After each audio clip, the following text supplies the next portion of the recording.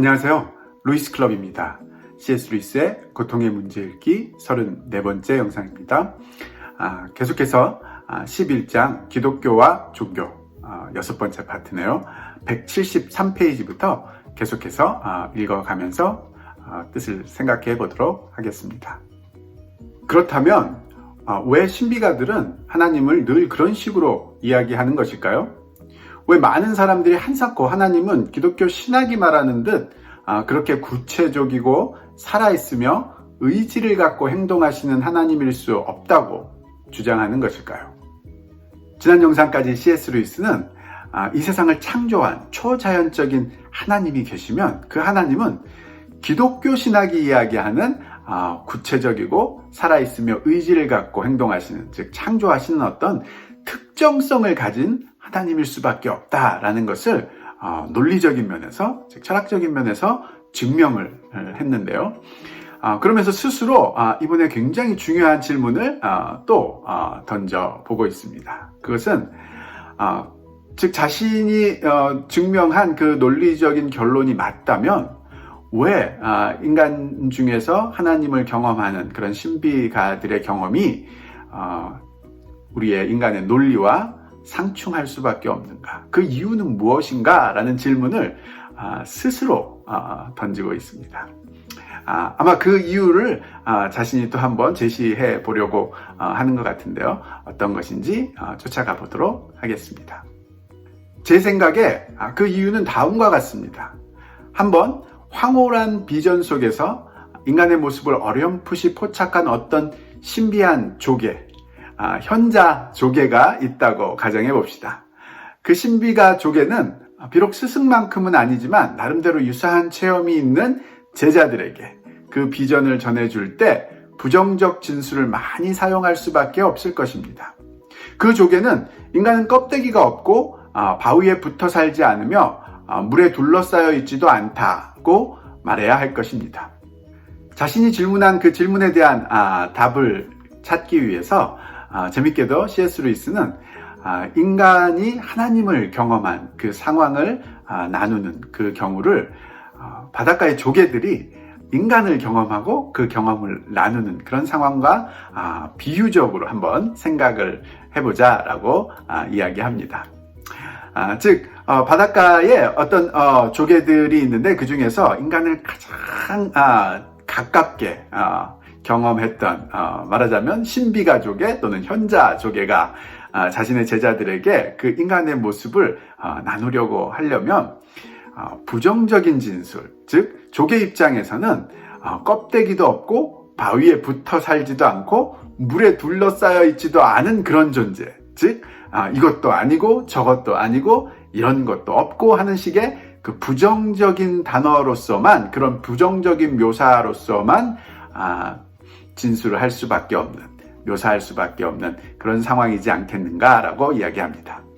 그 제자들은 비록 적지만 나름으로 체험을 해보았기에 그 말을 통해 얼마간 인간에 대한 개념을 얻을 수 있습니다.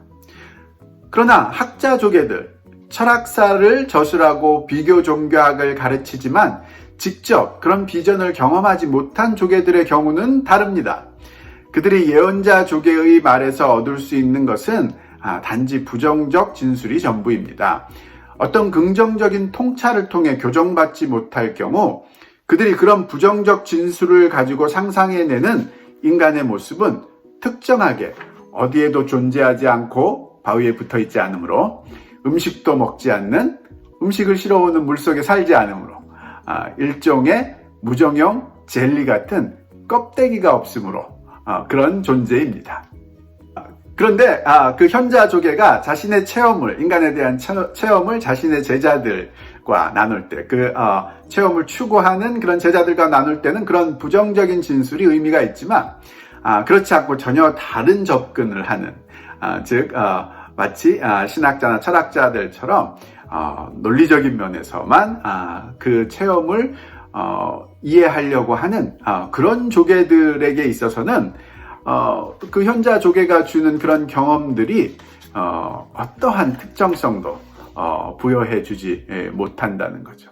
그래서 인간을 아마 일종의 무정형 젤리 같은 그런 존재로 여기게 되지 않을까, 우리가 충분히 상상해 볼 수 있지 않느냐라고 이야기하고 있습니다. 그런데 인간에 대한 전통적 경외심을 가진 그들은 허공에 사는 창백한 젤리 같은 존재야말로 최고의 실존 양식이라고 결론을 지으며 인간에게는 명확한 모양, 구조, 기관이 있다고 말하는 모든 교리를 미개한 물질주의적 미신으로 배격할 것입니다.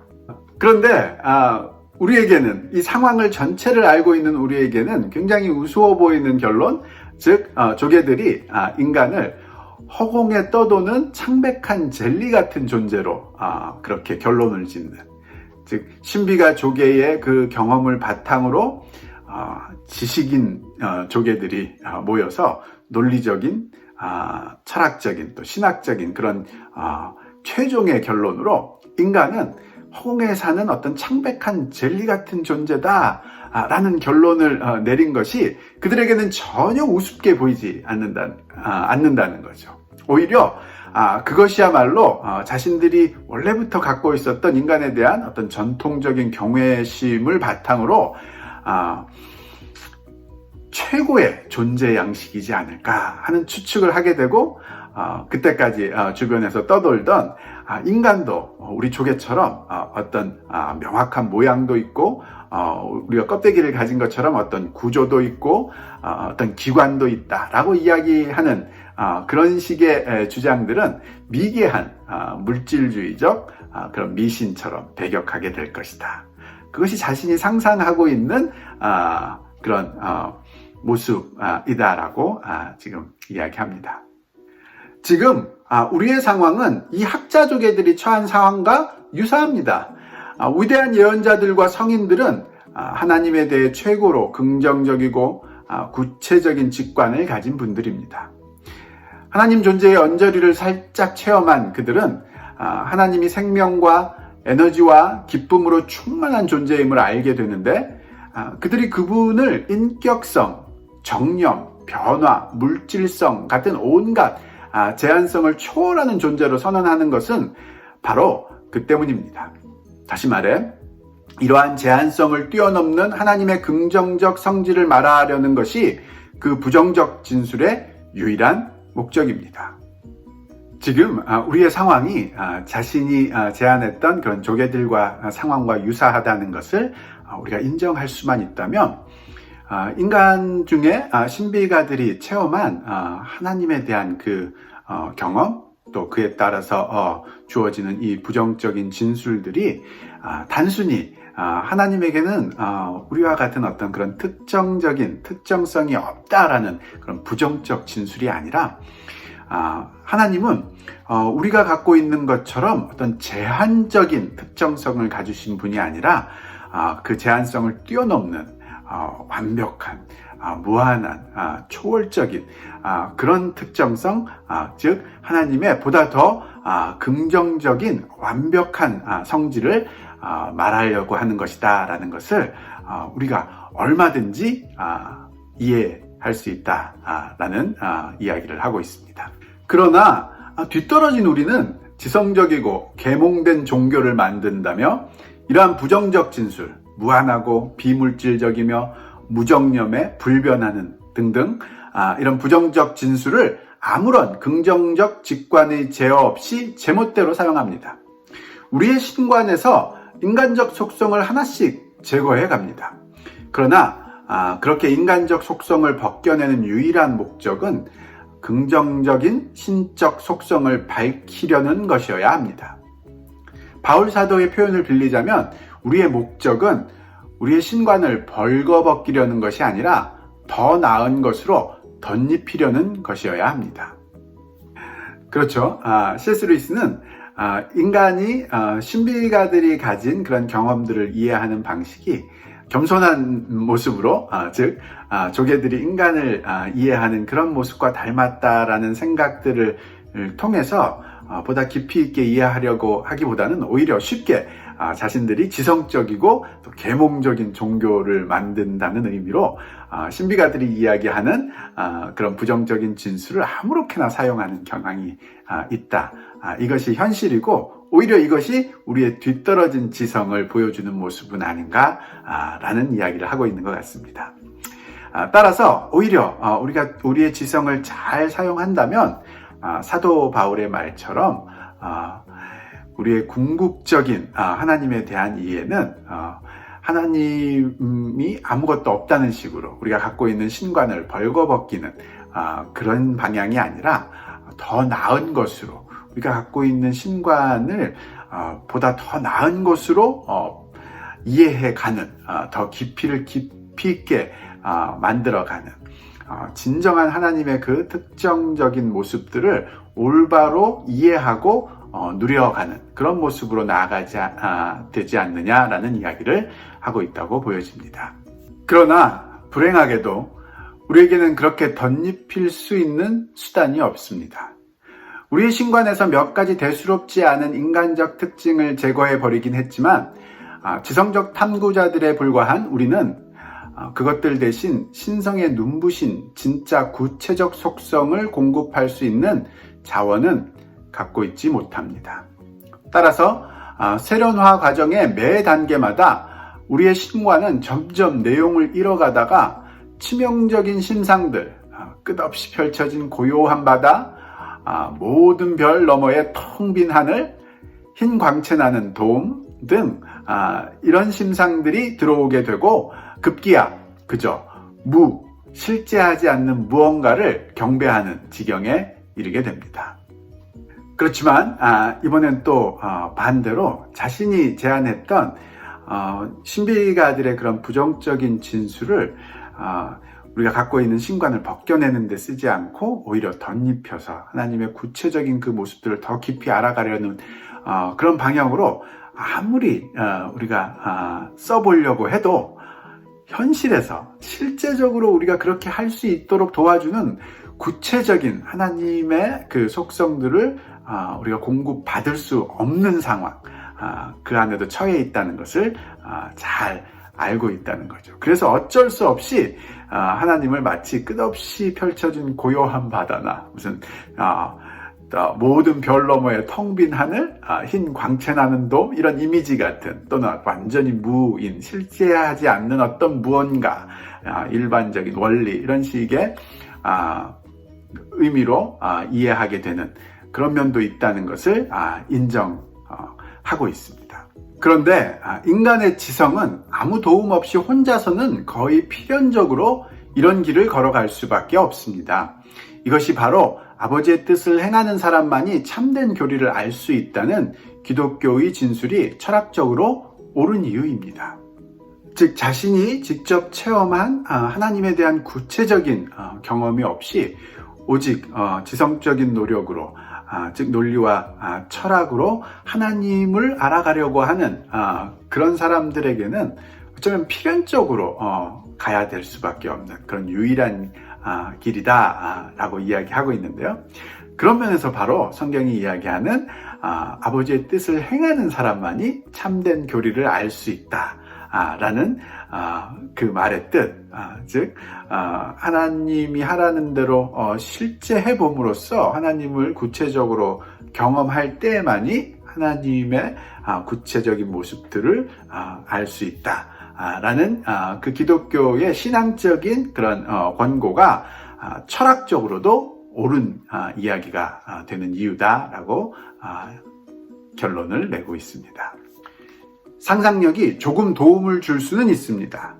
그러나 우리 신관의 점증하는 공허함을 바로잡아주는 구체적인 무언가를 접하는 때는 바로 우리가 도덕적인 삶, 더욱이는 경건한 삶을 살 때입니다.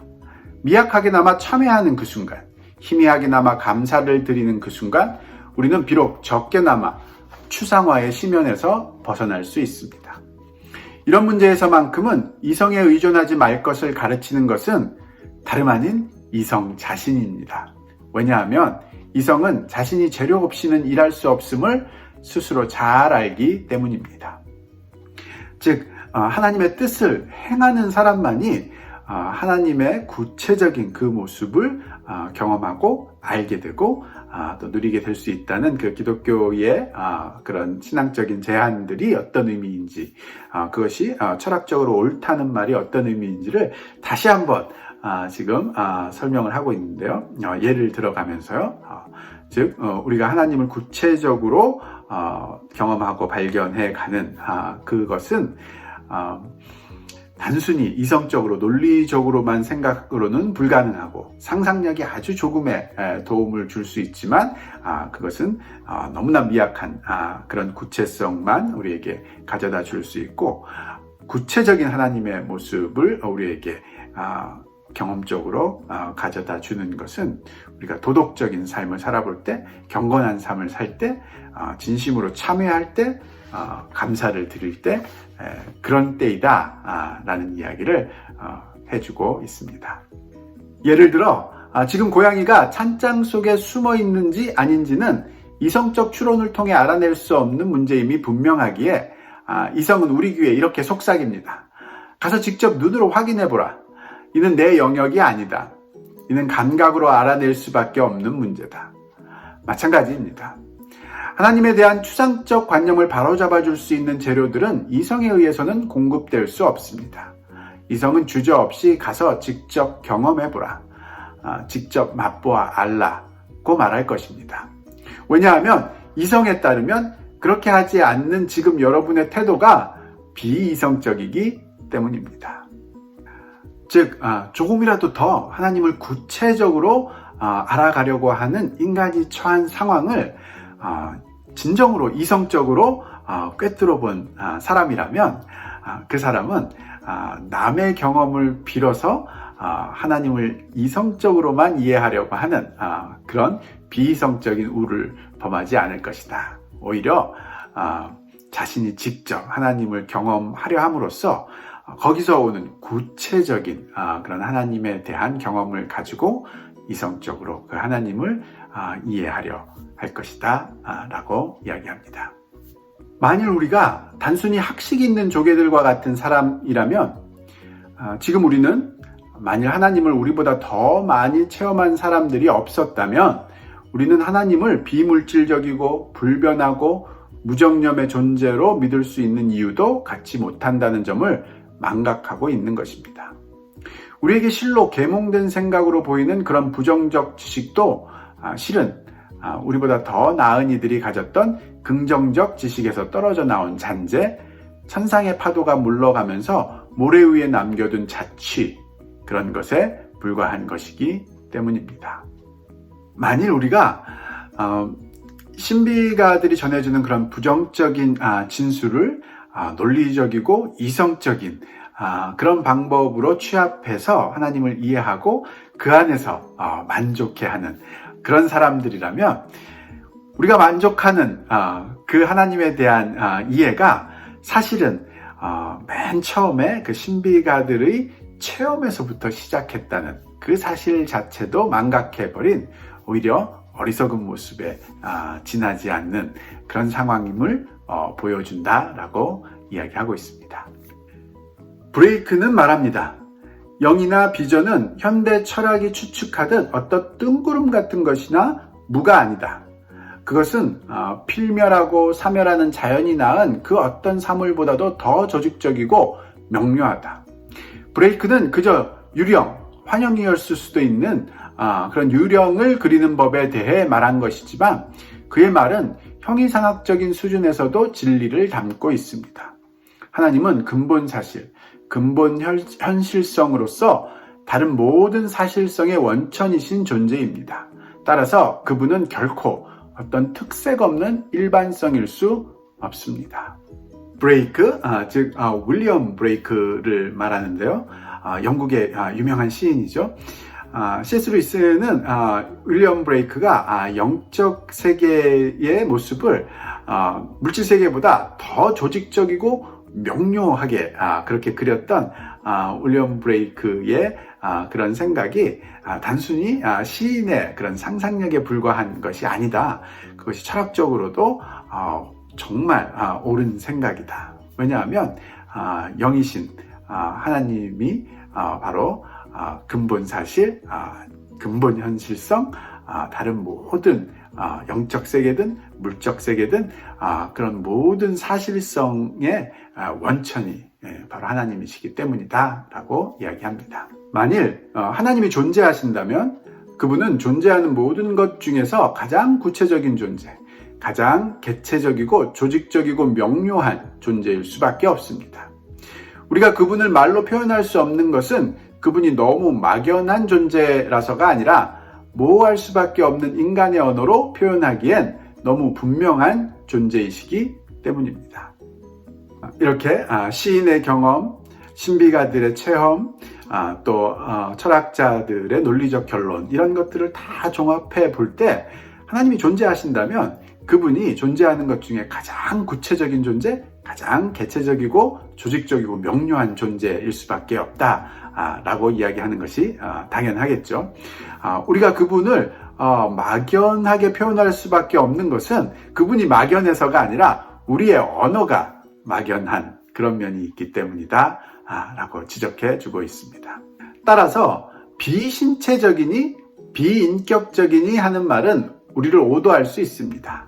왜냐하면 그런 표현에는 우리에게 있는 어떤 실제가 그분에게는 결여되어 있음을 암시하기 때문입니다.